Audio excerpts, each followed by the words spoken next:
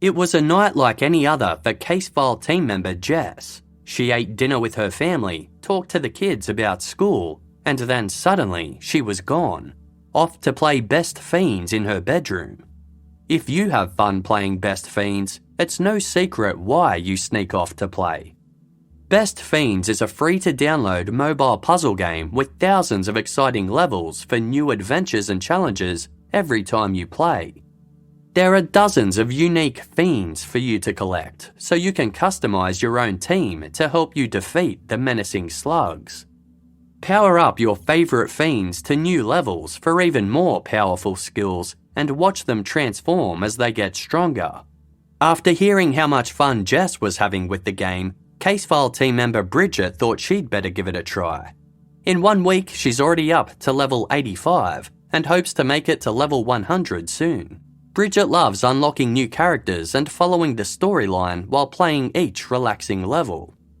Download your new favourite getaway, Best Fiends, for free today on the App Store or Google Play. You'll even get $5 worth of in-game rewards when you reach level 5. That's friends without the R. Best Fiends.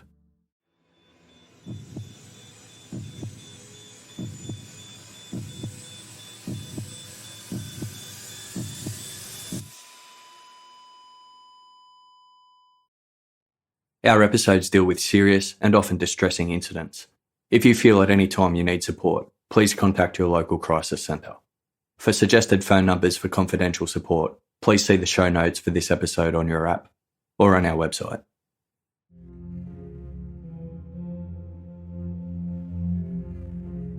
It was around 6:30 p.m. on Saturday, October 24, 1953, when 15-year-old Evelyn Hartley left her home in the city of La Crosse, Wisconsin.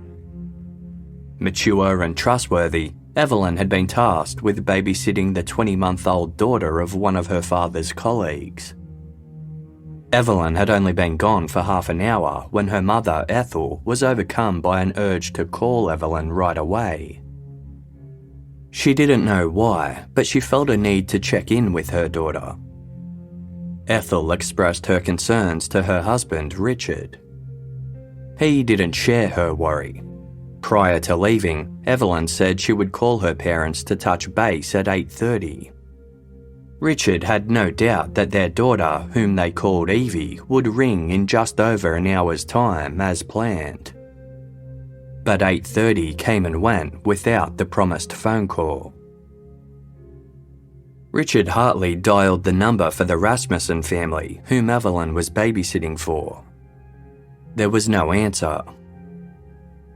He tried again and again, but the phone continued to ring out. Wondering whether Evelyn might have gone to one of the Rasmussen's neighbours' homes for some reason, Richard started calling some of them. No one had seen his daughter. By 9:15, Ethel Hartley was convinced something was terribly wrong. Richard drove straight to the Rasmussen's home, which was less than 2 miles away on Heschler Drive. From their driveway, Richard could see lights on inside the residence. He could also hear music playing faintly on a radio. Feeling slightly reassured, Richard knocked on the front door. Evelyn didn't appear. He banged louder and rang the doorbell. Still, nobody came. Grabbing the door handle to let himself in, Richard found it was locked. He then peered through the front windows into the home's main living area. It looked as though no one was home. Richard hurried around to the back of the house where there was a rear door. It too was locked. He shouted while pounding on the door, but his efforts were in vain. As Richard paced the perimeter of the house, he suddenly tripped on something. A mesh screen had been removed from the basement window and was leaning against an exterior wall. The window was open and Richard was able to maneuver his body inside. As he lowered himself into the dark basement, his feet found a small stepladder below. He straightened up and turned on a light. Lying at the bottom of the stairs that led into the house above was a small black shoe with tassels. It belonged to Evelyn.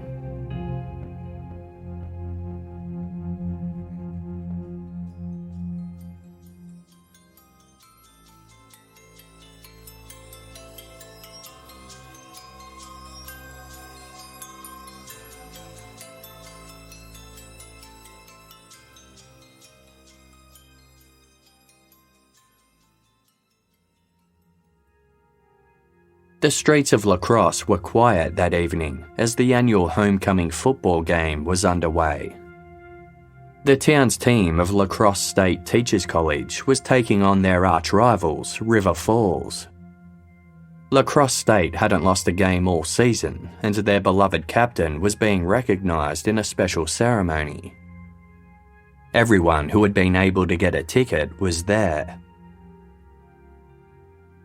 La Crosse State Teachers College, now known as the University of Wisconsin-La Crosse, was a big part of the small riverside city's identity. Although it only had 945 students, the college played a significant role in the community. It employed a number of its residents, including physics professor Viggo Rasmussen. Viggo was looking forward to the homecoming game, which he planned to attend with his wife and 7-year-old daughter. But his other daughter, 20-month-old Janice, was too young to join them. About a week before the game, Viggo reached out to the family's regular babysitter to see if she could watch Janice on the night of Saturday, October 24. She couldn't help as she was going to the game also. Viggo's regular babysitter was the daughter of a colleague, so Viggo again asked around at work to find a replacement. Biology professor Richard Hartley had a studious and kind 15-year-old daughter named Evelyn who came highly recommended. When Viggo asked if she would be able to watch Janice in a week's time, Evelyn agreed. Evelyn soon began to have second thoughts. She had a bad feeling about the job. Plus, she wasn't keen on staying in while everyone else was having fun at the homecoming game.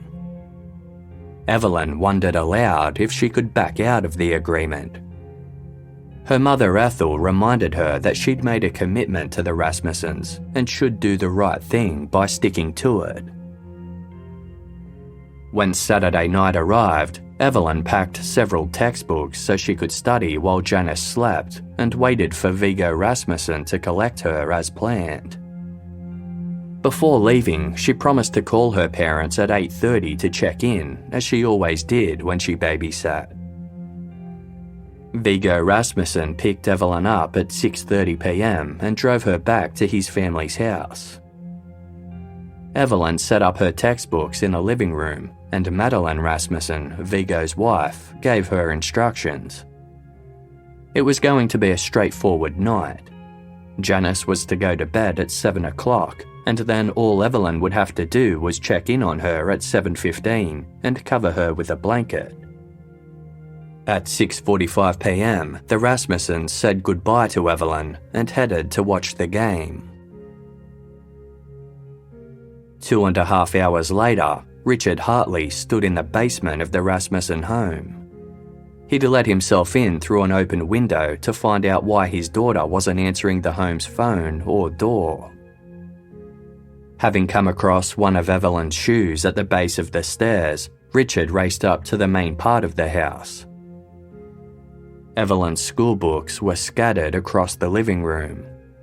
Her brand new eyeglasses were lying on the floor, as was her other black shoe. Smeared across the light-coloured rug was a muddy shoe print. There were also several drops of blood. Richard checked the rest of the house. Janice was unharmed and fast asleep in her crib, but Evelyn was nowhere to be found.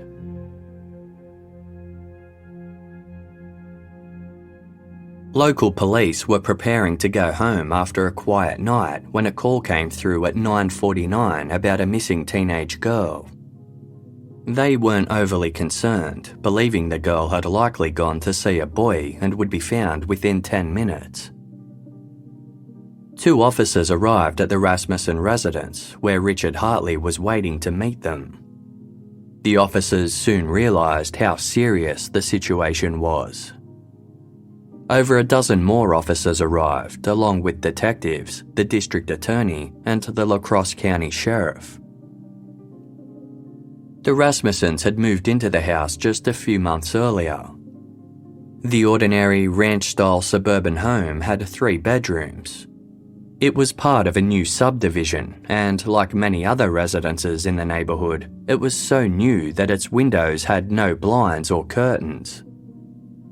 It sat close to other houses on the street, and there were enough people around that it didn't feel isolated or remote, even on a quiet night like this. Outside, investigators noticed someone had used a screwdriver to try and pry open 3 separate windows. A flower bed below one window featured an imprint of a size 11 tennis shoe, matching the muddy shoe print on the living room rug. After failing to jimmy the other windows open, the intruder finally succeeded with the basement window. Several red fibres on its surface matched the jeans Evelyn Hartley had been wearing that evening. Whoever had broken into the basement had forced the 15-year-old out via the same route. While it was initially thought the intruder had placed the stepladder under the basement window to secure their escape, the Rasmussens revealed that they had propped the ladder there on a previous occasion. The fact it sat in such an opportune location for the abductor was merely a coincidence. Traces of blood were found inside the basement, with more just outside, about 10 feet from the window. A large pool of blood on the ground nearby was consistent with a severely injured person having laid down there to recover. A bloody handprint was smeared across the outside wall of the Rasmussen house. Another was found on the exterior of a neighbour's garage about 100 yards away. Pools of blood lined an external wall of a third house just around the corner. The blood was type A, the same as Evelyn's. Bloodhounds tracked the scent for 2 blocks, but then stopped. It seemed Evelyn had been forced into a vehicle there and whisked away. An alert was issued and descriptions of Evelyn Hartley were sent out. 5'7", 126 pounds, straight brown hair and blue eyes. Last seen wearing red jeans rolled up at the cuff, bobby socks, and a white blouse. Janice Rasmussen was in her crib, but was not covered in a blanket. This led investigators to assume that Evelyn was confronted within the 15-minute window between Janice's bedtime at 7 and 7:15, when Evelyn was supposed to cover Janice with a blanket. Evelyn's attacker likely gave her a bloody nose, which had caused the initial blood spots on the living room rug. Once outside the basement, the attacker had hit Evelyn with the window screen, causing a greater injury.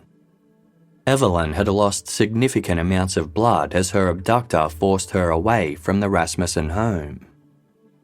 She stopped periodically, causing her blood to pool in certain areas. The bloody handprints were from Evelyn dragging her hand along the buildings they passed. When Richard Hartley saw the blood the next morning in the harsh light of day, he feared his daughter hadn't survived her ordeal. There was simply too much. It was a particularly tragic thought, as Ethel and Richard Hartley had already lost their eldest son to polio 7 years earlier. Ethel was too distraught to leave her home until Monday, when she was taken to the Rasmussen house and escorted through the crime scene. She remained calm as she looked at the living room and the basement. But when Ethel saw the blood outside, she broke down and leant on her husband for support. "Oh, my Evelyn," she cried. "We know she isn't alive now."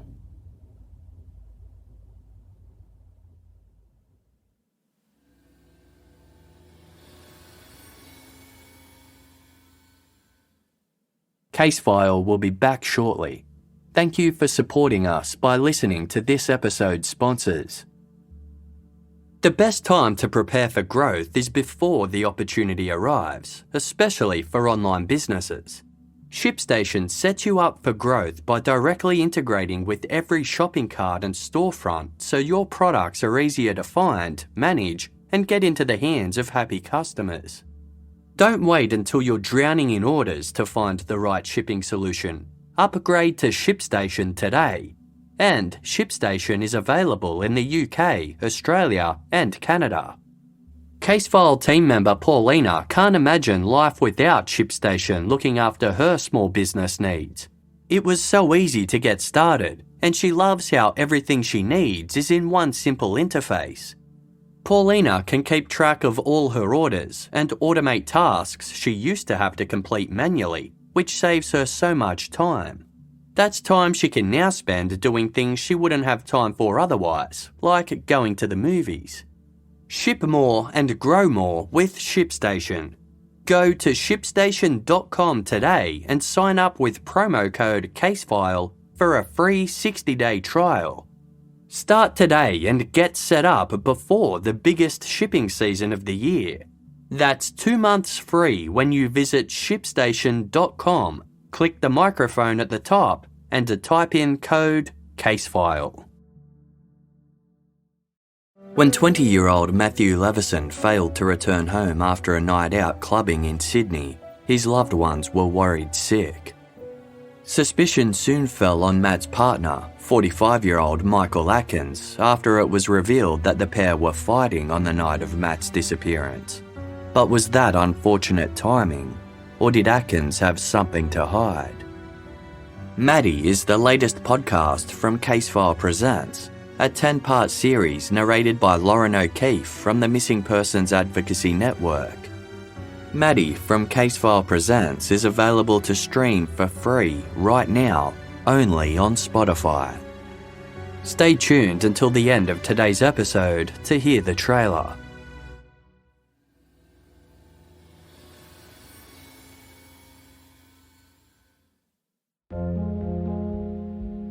People in La Crosse had been so absorbed by the football game the night prior that it wasn't until they gathered for Sunday church that news of Evelyn Hartley's abduction spread.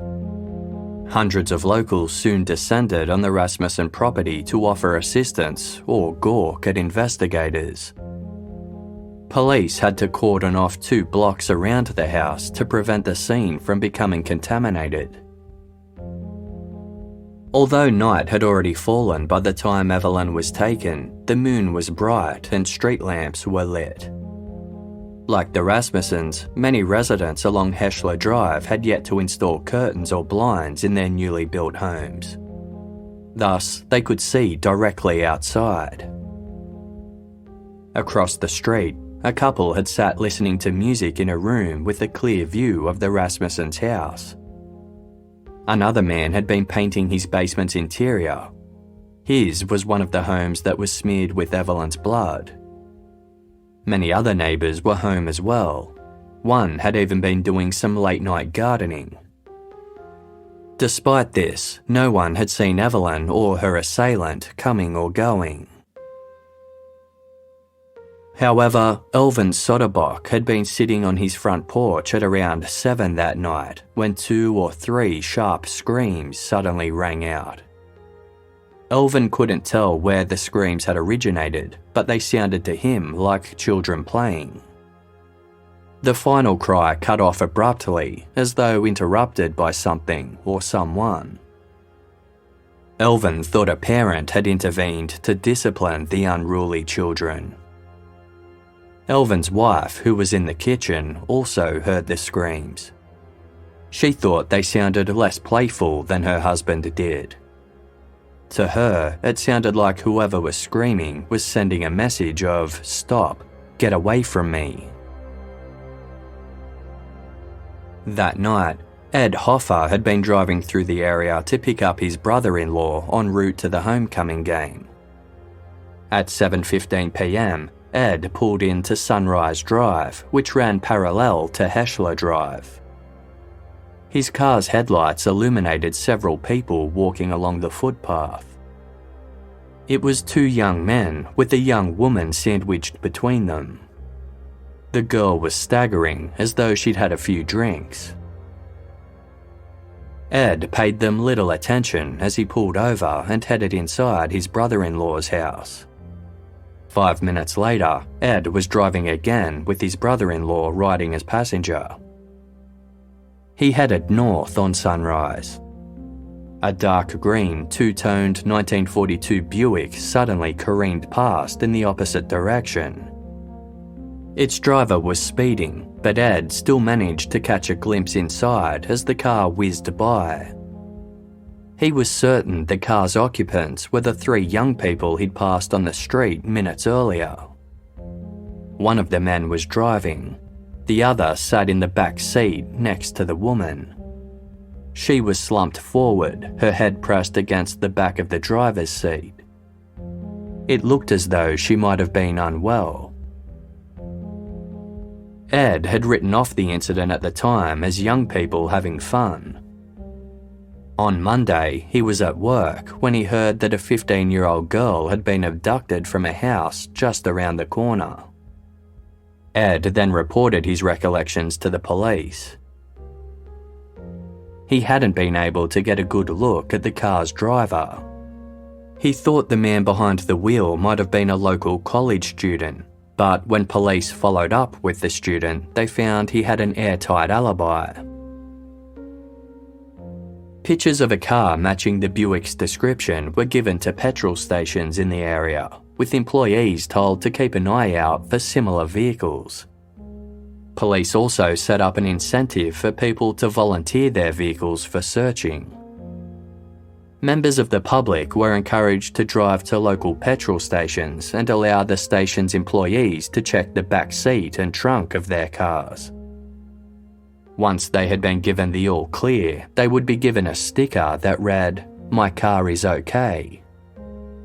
The sticker would be displayed in the car's window along with the date of the search.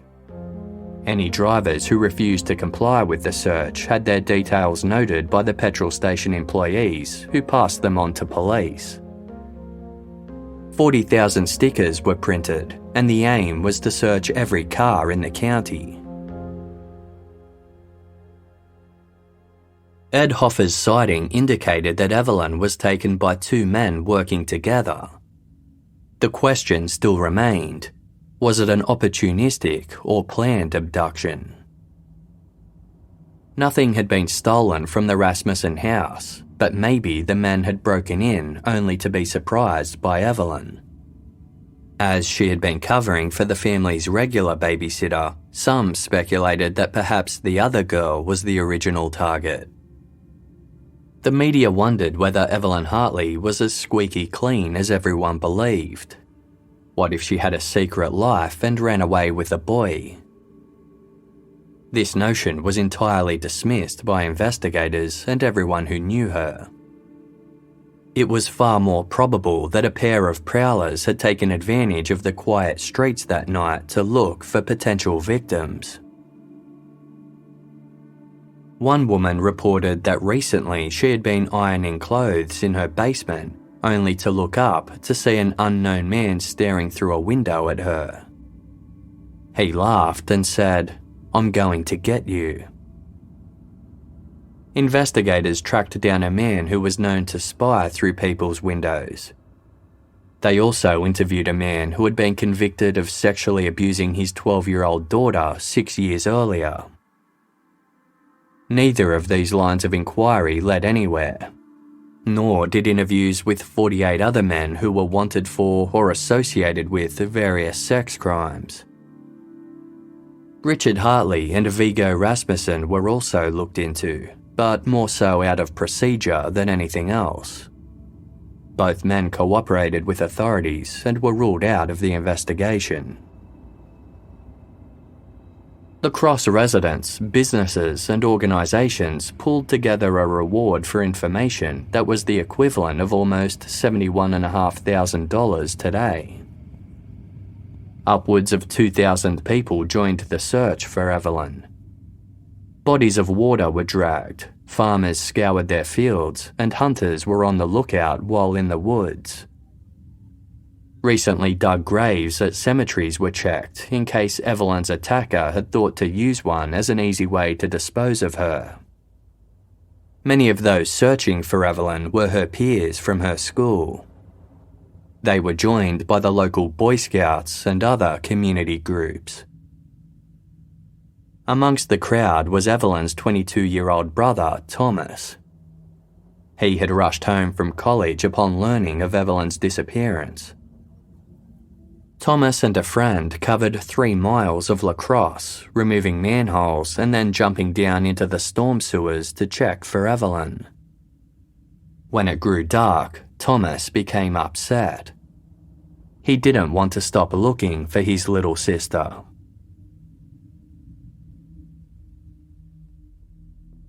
Wednesday, October 28 marked 4 days since Evelyn Hartley went missing. Highway 14, 2 miles south of La Crosse's city limits, had been searched the previous day to no result. Yet, on Wednesday, a bra and a pair of women's underwear were recovered from the area.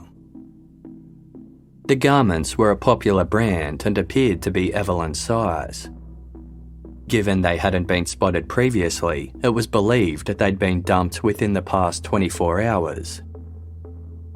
They appeared to have been thrown from a moving vehicle that was fleeing south. Both garments were stained with type A blood. As roughly 40% of the population had this blood type, police couldn't be certain it was Evelyn's. Days later, on Friday, October 31, a third search of Highway 14 was undertaken. Close to where the bra and underwear had been found, a search party came across 2 size 11 Goodrich brand sneakers.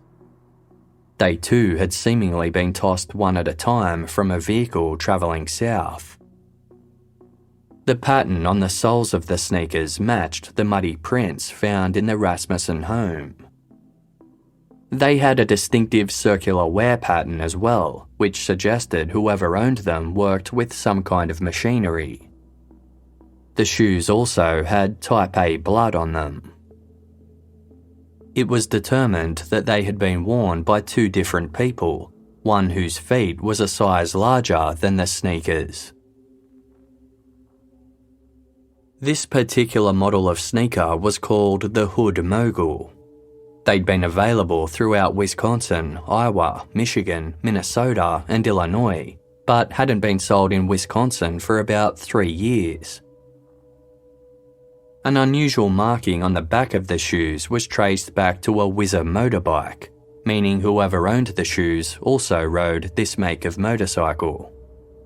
Registration and sales records for Whizzer motorbikes were checked, but the line of inquiry went nowhere. 2.5 weeks later, rumours had reached detectives pertaining to a blood-stained jacket. It had been found about 300 feet from where the sneakers were discovered. Farmers had noticed the jacket lying on the highway's shoulder as they drove past each day. One had picked it up and thrown it in the back of his truck, then promptly forgot about it. The police identified the farmer and took possession of the jacket. It was denim and looked like the kind of jacket worn by people who worked outdoors.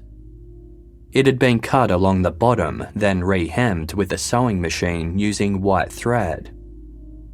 This had resulted in strange shallow pockets, and like the shoes, it had spots of type A blood on it, on the front, back, and the sleeves.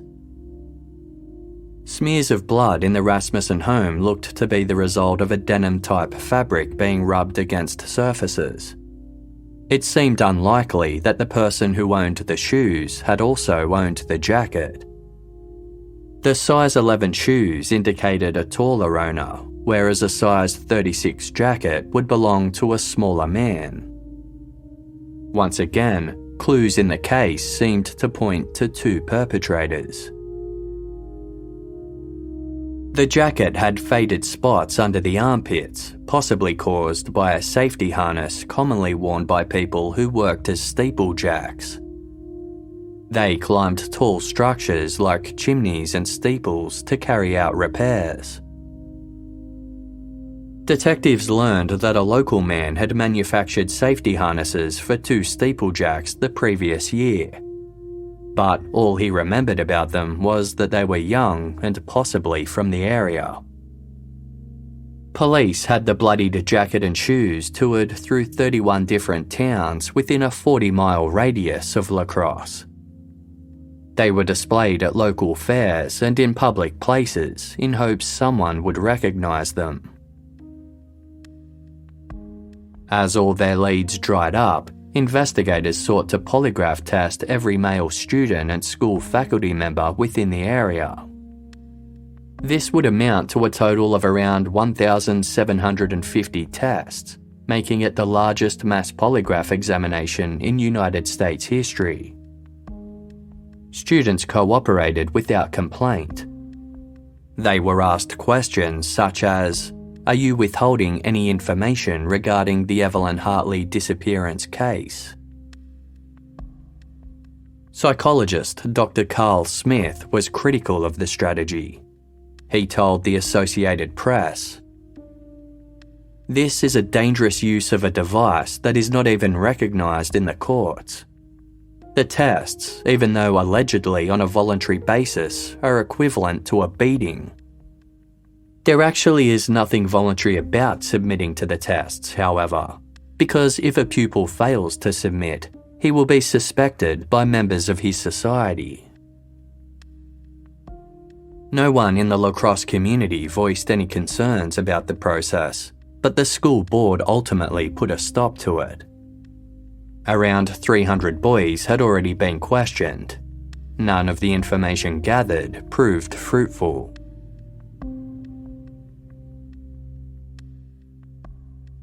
Every night since Evelyn disappeared, her family left all of the lights on in their house, believing it would help her find her way back to them.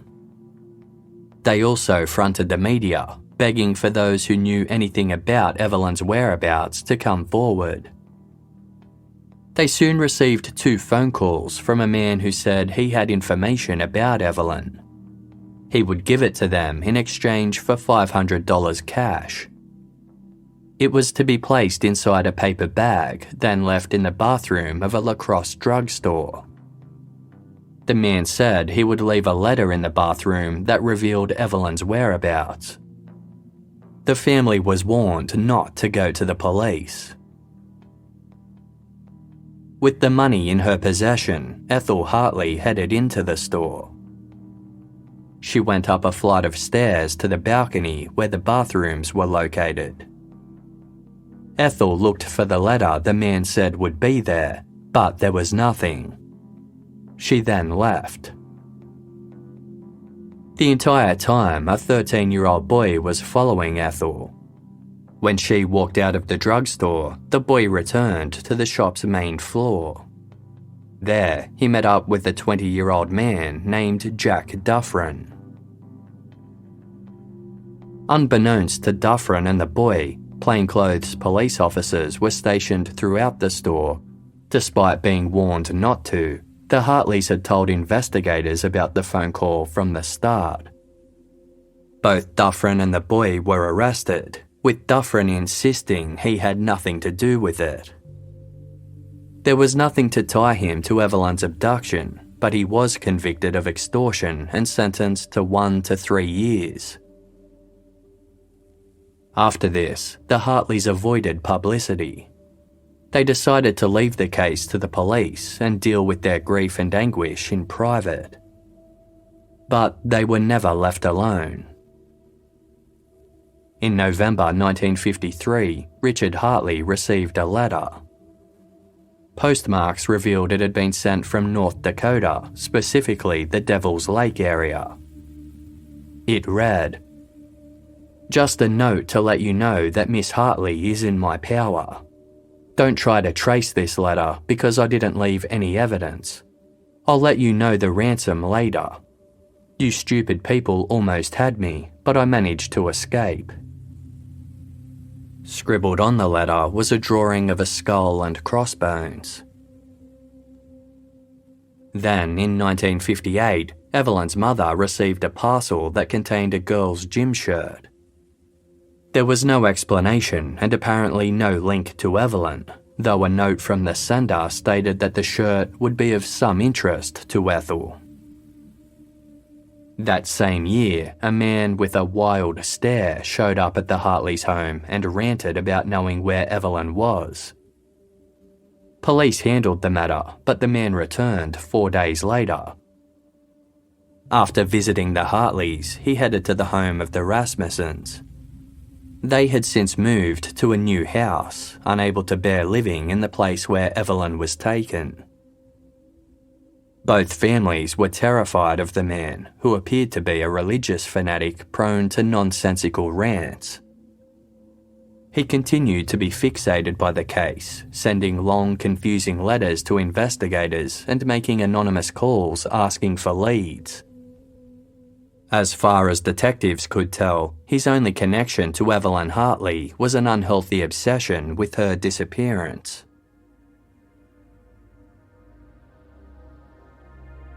He wasn't the only one. The police received countless letters, phone calls and tip-offs from people certain they knew where Evelyn was or who had taken her. Some were clairvoyants. Others spoke of having prophetic dreams that solved the case. Multiple individuals falsely confessed to the crime, including at least 2 men in mental health facilities. On several occasions, teenage girls and young women claimed to be Evelyn Hartley. Although the Hartleys insisted they were happy with the police's work and believed they would solve the case, other locals were disgruntled. Some remarked, "If you want to get away with murder, move to La Crosse." They were also angry that the FBI hadn't become involved in the investigation, as they typically did with kidnappings. The La Crosse law enforcement had apparently asked for the FBI's assistance from the outset, but described the case as a sex crime, not an abduction. Consequently, the FBI refused to get involved. 84-year-old Howard George knew he didn't have much time left and wanted to spend his money in a meaningful way before he passed. Solving La Crosse's most enduring and painful mystery seemed like the obvious answer. So in 1958, Howard hired some private detectives to look into Evelyn Hartley's disappearance. They hit a roadblock when La Crosse police wouldn't share their files with them. As a result, they wasted time, resources and money looking into suspects who had already been cleared. When Howard George's actions became publicly known, his small and modest home was ransacked, though nothing was stolen. After he passed away and their funds dried up, the private investigators had to reluctantly cease their involvement. In a final report, they noted the innumerable unanswered questions that remained and concluded, "The Evelyn Hartley disappearance will always be a thorn in the city of La Crosse's side until solved."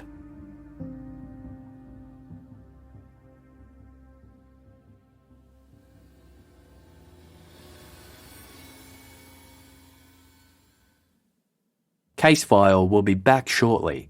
Thank you for supporting us by listening to this episode's sponsors. The strongest teams have 2 things in common: speed and alignment. Both come from having one hub where everyone can share their work and processes, manage projects, and collaborate with clarity. When your tools fit you perfectly, new productivity is possible, especially right now with hybrid work becoming the norm and flexibility being a must. For companies of all sizes, Notion provides one central and customizable workspace that can be tailored to fit any team. Notion is an all-in-one collaboration tool that combines note-taking, document sharing, wikis, project management, and more, into one space that's simple, powerful, and beautifully designed. With powerful integrations and seamless navigation, you'll have everything you need in one spot so you can make speed your advantage. And if that wasn't enough, Notion has a worldwide network of millions of users constantly creating templates, tutorials, and inspiration. It's a tool that's getting better all the time. Learn more and get started for free right now at Notion.com. Take the first step toward an organized, happy team today. Go to Notion.com to get started today. Be the first to solve the mystery when you order Casefile Truth and Deception, the riveting, endlessly replayable strategy board game based on our podcast. Put yourself in the detective's shoes with Casefile Truth and Deception. Using 44 beautifully illustrated cards, players take turns trading evidence to get closer to the truth. But remember, this is a game of deception as well. Someone might plant false evidence to throw you and the other detectives off track. Casefile Truth and Deception is 100% fictional and not based on any real-life events. It is available now in the US at Walmart and in the UK at Argos and Smith's Toys. It's also available to purchase online at Amazon. Thank you for listening to this episode's ads. By supporting our sponsors, you support Casefile to continue to deliver quality content.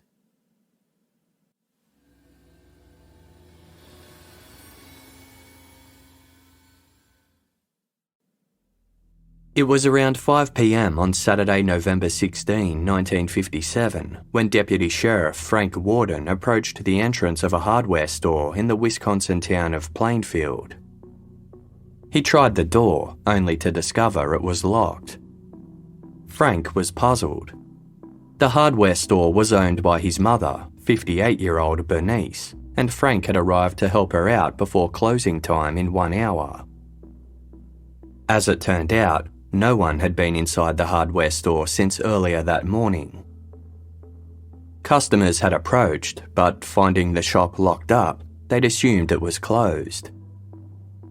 At 9:30 a.m, the store's truck was witnessed pulling out of the garage at the rear of the property and driving away. Frank broke into the store. He didn't find his mother, but the cash register was open and there was a small pool of blood behind the counter. There was also a receipt written in his mother's handwriting for a gallon of antifreeze. Frank recalled that the previous evening, a local handyman had been asking about antifreeze and had promised to return to pick up a gallon the next day. A few hours later, police found the man at a nearby grocery store and placed him under arrest. Meanwhile, other officers drove out to the man's property. He lived alone in a large weatherboard farmhouse that had belonged to his parents. The residence sat within a 155-acre farm, much of which was cloaked in snow and dotted with bare trees. Overall, it had a grim and gloomy atmosphere. A sheriff's deputy made his way towards a shed. He walked inside and was immediately confronted by the naked body of Bernice Warden hanging upside down from a crossbar. Her wrists were bound with rope and she had been beheaded. She had also been gutted like a deer, with her internal organs removed. Inside the nearby farmhouse, police found Bernice's organs wrapped inside a dress. Her head was also there. The handyman would confess to entering the hardware store and marching straight to the back where guns were displayed for sale. He'd taken down a .22 caliber rifle, which Bernice Warden assumed he wanted to purchase. As she stood waiting to ring it up for him, the handyman loaded it with one bullet he'd brought from home, then fired a single shot into Bernice's head. He'd then taken her body to his house, where he mutilated it. He had been busy. A search of the man's farmhouse uncovered another 10 female skulls, some of which had been put on top of bedposts. He'd upholstered chairs with human skin, made masks from women's faces, and a belt out of nipples. Female genitals that had been removed were found stashed in a shoebox. The handyman was 51-year-old Edward Gein, better known as Ed. He would come to be known as one of the most notorious killers in American history, with his crimes providing the inspiration for novels and films such as Psycho and Silence of the Lambs. Gein had a fixation with his mother, who had been a devout Christian. She'd preach to her sons about the immorality of the world. Women were especially evil, she said, with the exception of herself. They were promiscuous and used to do the devil's bidding. Gein's father died, and then his brother, leaving just Gein and his mother. After she suffered a debilitating stroke, Gein devoted himself to her recovery. She died in 1945 at the age of 67, when Gein was 39. Devastated and all alone, Gein remained living in the family home, but boarded up the portions of the house his mother had used. His living quarters were reduced to the kitchen and a small room next door.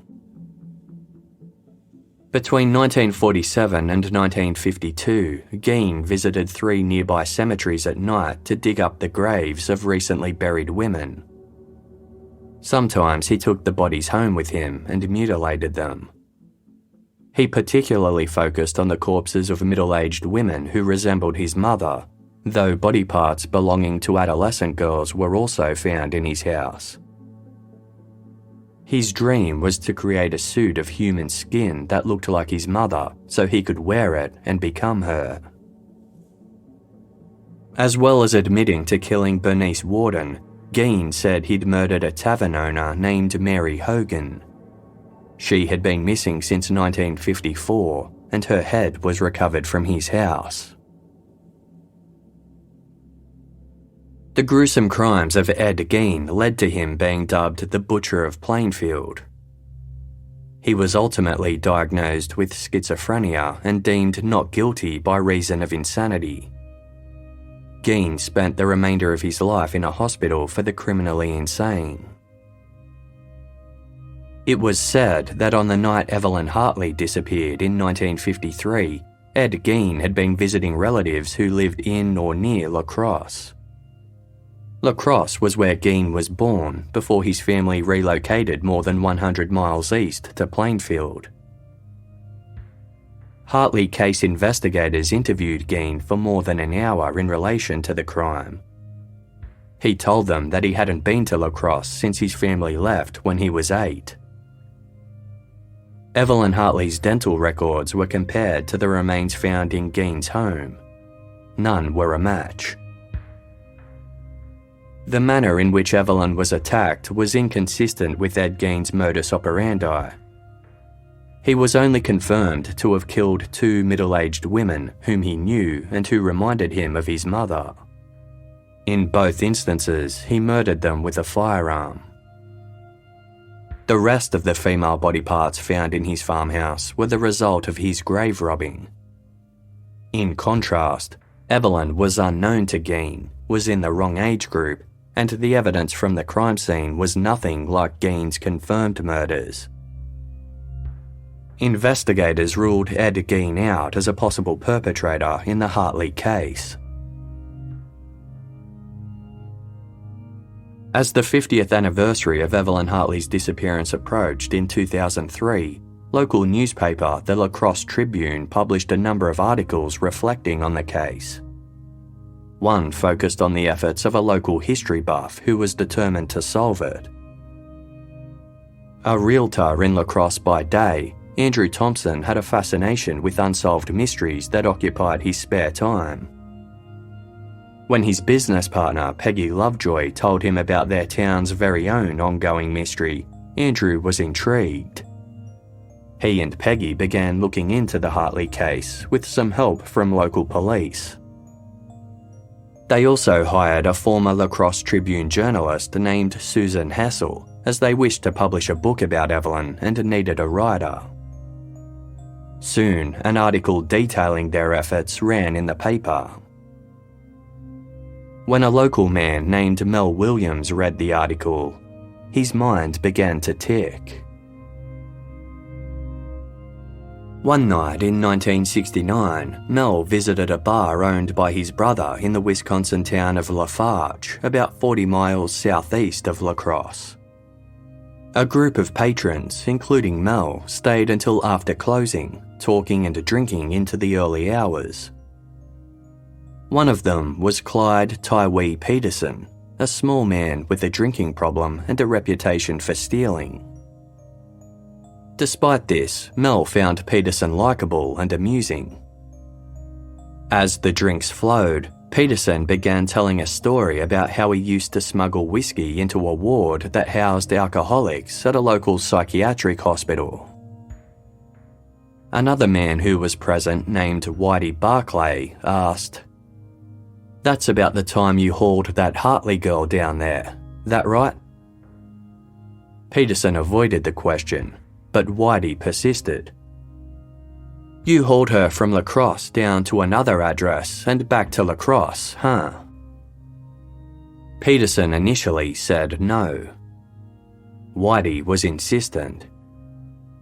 "You did haul her up there though," he repeated. Peterson finally replied, "No witness, no proof. They haven't found her, have they?" Others listening in on the conversation asked who the Hartley girl was. Whitey explained Evelyn Hartley's abduction and implicated two other men in the crime as well. One was named Jack Golfair.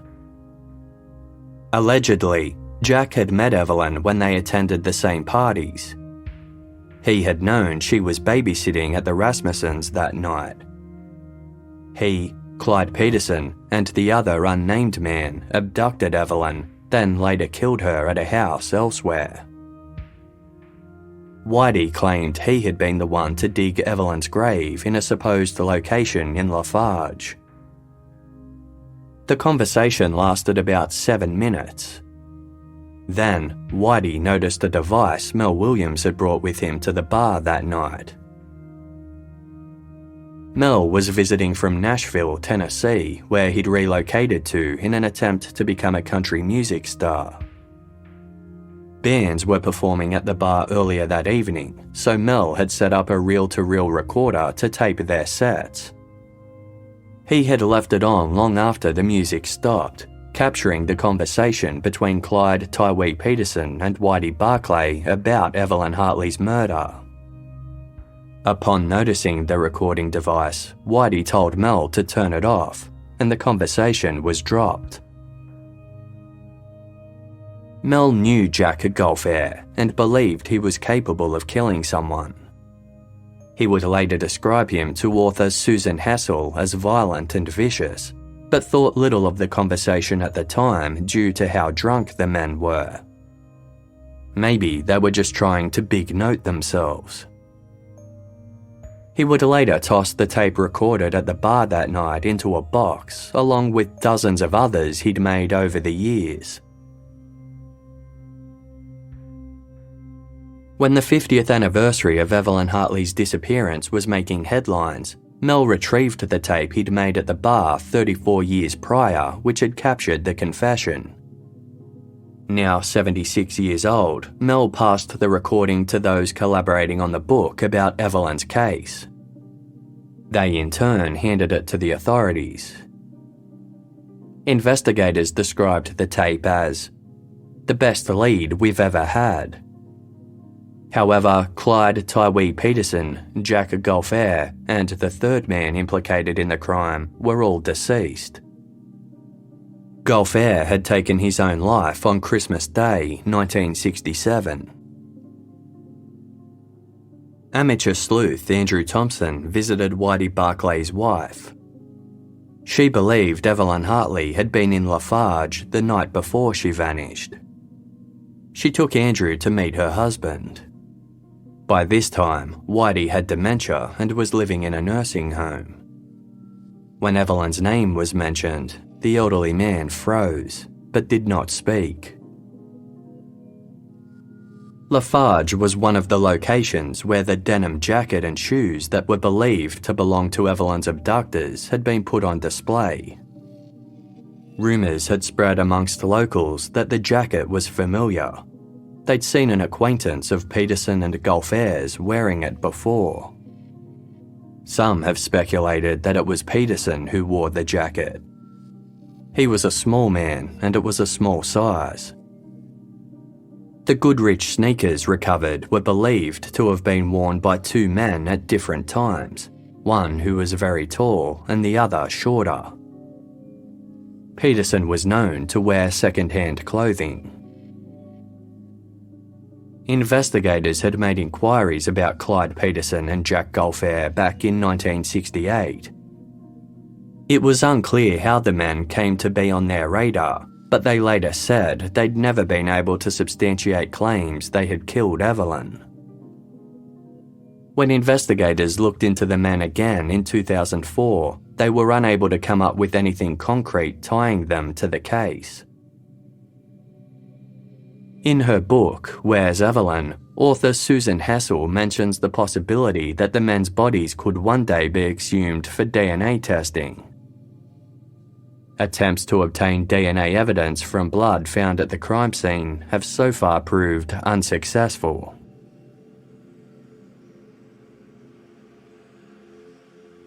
Susan Hassel published Where's Evelyn in 2005 after extensive research alongside Andrew Thompson and Peggy Lovejoy.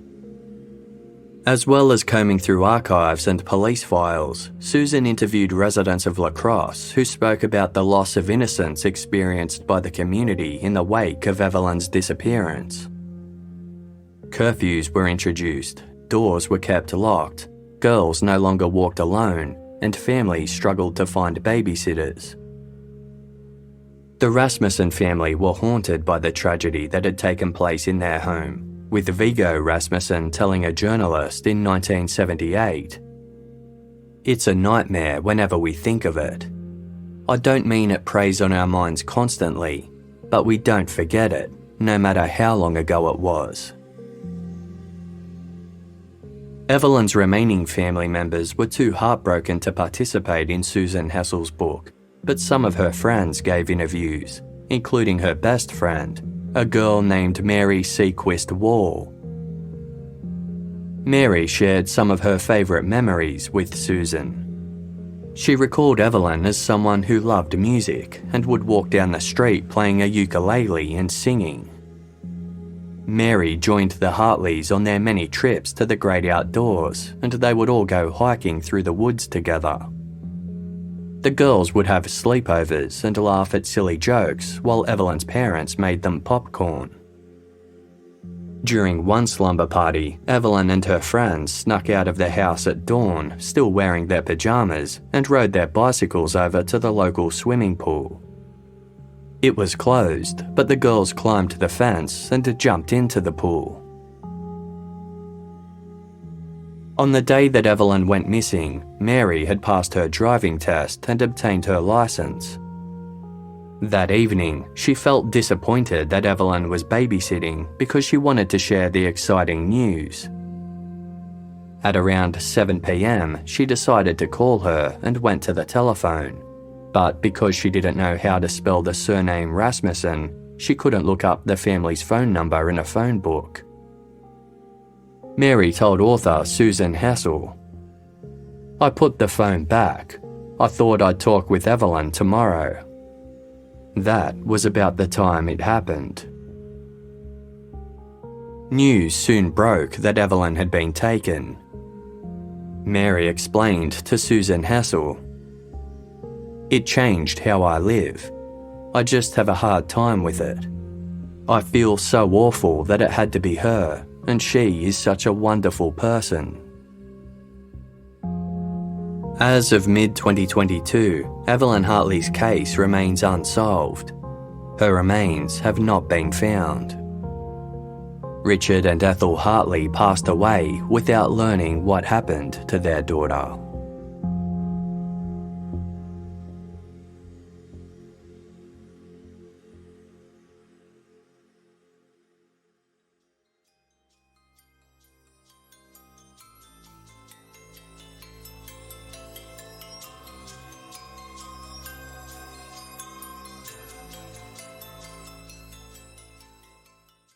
Casefile presents a new Spotify exclusive podcast, Maddie. No one is ever prepared for a loved one to suddenly disappear. That's the thing about missingness. When someone you love vanishes into thin air, every family that experiences it has to figure it out for themselves. We started ringing around Matt's friends. What the hell is he not doing at work? And why hasn't he even called them? I just sat there going, oh my God, oh my God. Something wasn't right. The Levisons grew more worried by the minute. He's walking up and down like a caged lion and he's sweating and he's clammy. The man has no emotions at all. Towards the end, he wouldn't let Matt out of his sight. Narrated by Lauren O'Keefe, the founder of the Missing Persons Advocacy Network and host of Casefile Presents podcast, What's Missing? The police informed Mark and Faye Levison that they no longer considered Matt a missing person. They told Faye and I that the case had been transferred to homicide. And he said, I've called the police, I found a grave, there's a mattock in the bush. The receipt showed that 2 items had been purchased, duct tape and a Garden Master brand mattock. I think we were in shock for ages after that. The world just seemed to stand still. Hear how a family took on the system to try and find justice for their son. For the very first time, made us feel like the police and us were no longer on the same side. And then he sat there and said to me it was Matt's lifestyle that had him murdered. No, I just said the bullshit stops now. That's ridiculous. Some people in this world never take no for an answer, especially when they're fighting for someone they love. Nothing was perfect. And we thought, with the chance of finding Matt, there's probably 1 in a million, 1 in 10 million, but it wasn't 0. So we've got to give it a go. He was never going to win against us. Not for finding Maddie.